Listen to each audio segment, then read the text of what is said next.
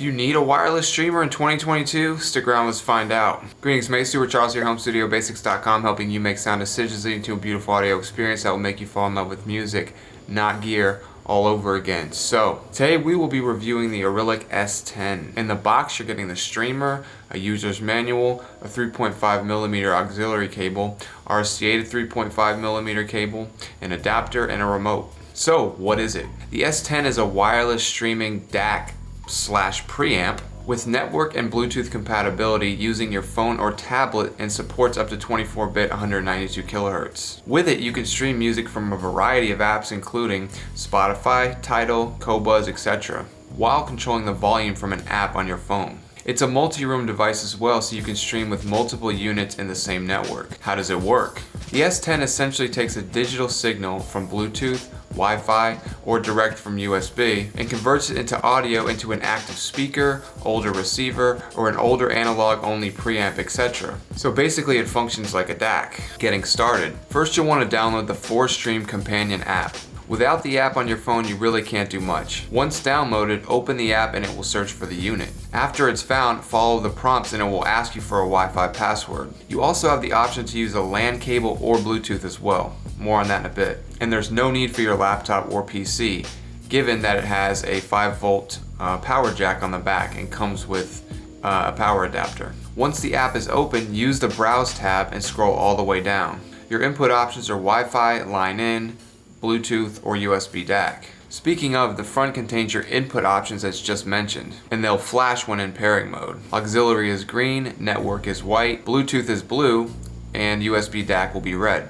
The left side contains the IR receiver, which will be used to communicate with the remote. On the back, you've got your LAN connection, which as mentioned earlier can plug straight into your router via cable. A USB-A slot containing a thumb drive, which can store up to 1,024 tracks. Your auxiliary in, this will be used for anything that outputs 3.5mm, such as a phone, TV, CD player, etc. Your auxiliary out, which will be used with something like passive speakers. And rounding out the back is your 5-volt power jack via micro USB. So let's talk a little bit about use cases and the sound. The simplest way to use these is auxiliary out to a pair of passive speakers, so I use them with my PreSonus Aries E3.5s. You also have the option to use this streamer with your phone, so I ran a 3.5mm cable from my phone to the auxiliary in on the unit, and then ran another cable from the auxiliary out of the unit into my speakers. Now, I wouldn't recommend that unless you have a super high quality phone, but the option is there for you regardless. A second way you can use this is if you have an older legacy system or an older receiver that does not have Bluetooth functionality. You would just output from the S10 into the TV/CD RCA inputs on the back of your receiver, and then your receiver would output the sound to your passive speakers. Now, I actually did use this option and it worked really well. My receiver has Bluetooth already, so I don't actually have a use for the S10 in this case, but I just wanted to see if it would work, and it does, so that was pretty cool. And just for clarification, it will show up as sound system B392 or something like that. You'll see it up on screen here. So if you do have older equipment, I do think the S10 can be a valuable piece of kit. And going back to the simple route of using the S10 via auxiliary out to a set of active speakers, such as the E3.5s, you can also use these with, a pair of edifiers. Anything really in the $100 to $300 range is what I would recommend. I wouldn't pair this unit with like super expensive monitors or anything like that, but it will work with the vast majority of entry-level gear, I think.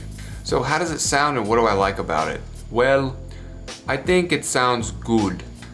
That was my best solid lad impression. Don't quote me on this, but I read somewhere that it likely uses a Burr Brown chip of some sort. So the sound you're getting is neutral-ish with a touch of warmth, typical of Burr Brown chips. It's clean, it sounds good, I don't really have any complaints. This is an $80 unit, so I'm not really expecting world-class sound here, but some other things I like about it are it's very durable. It has some rubber feet on the bottom, so it's not going to move around too much on your desk. It's affordable, so coming in at around 80 bucks.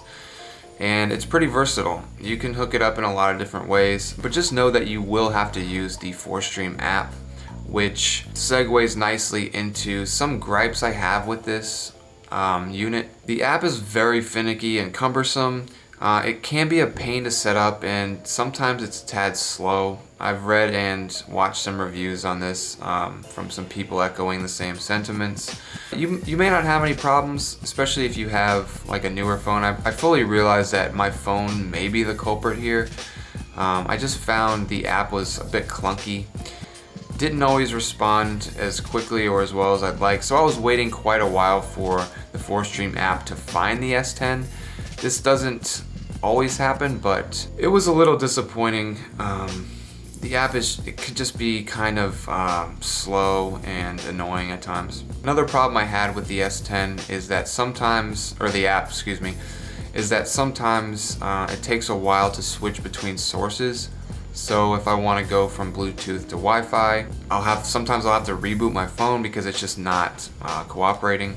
Other times, and you'll see this on the B-roll, it works seamlessly and there are no issues. So kind of hit and miss with the app, I would say. Last minor gripe I have is that the S10 still utilizes micro USB, and I'm not sure why in 2022 we can't all use Type-C. So that's definitely something that I would recommend Arylic to rectify moving forward. Now, it's not like a deal breaker or anything, but micro can be kind of a pain. It's not as robust as Type-C. So what's my final verdict here? As alluded to previously, I don't personally have a use for this. Now, I was able to use it in a few different ways.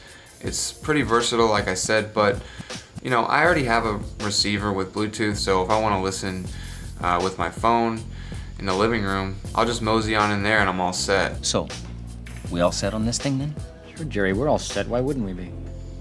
Although it would make a pretty decent second setup, I wouldn't recommend this as your main setup.